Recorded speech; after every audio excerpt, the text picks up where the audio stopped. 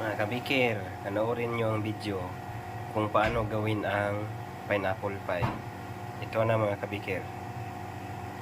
Hello mga idol, mayong adlaw sa inyo. For today's video, magbuhat na sa taog pineapple pie.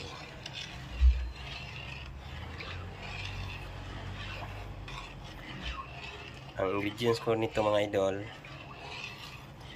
sukal 1/2 kilo, cornstarch 1/2 kilo, tubig 8 can in ibap, tapos asin 15 grams, margarine 15 grams,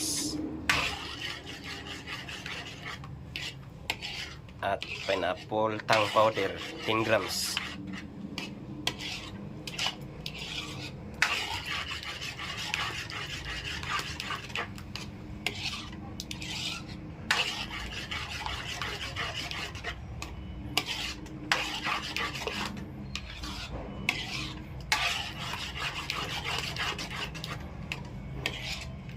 Ito ang pinaka masarap na pineapple pie mga kabikir.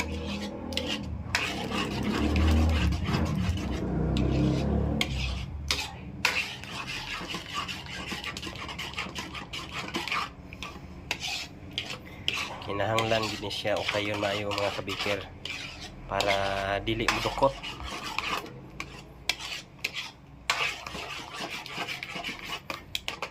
Ito mga kabikir, okay na to.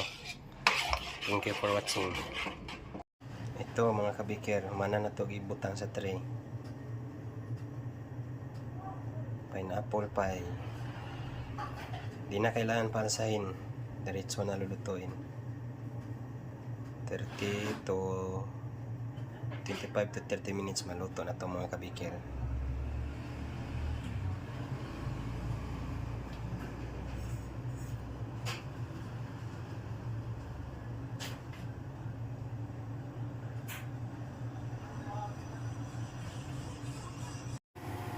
Luto na. Palamigin muna natin bago i-slice. 50 pieces to lahat mga kabikir. Tapos na. Sarap.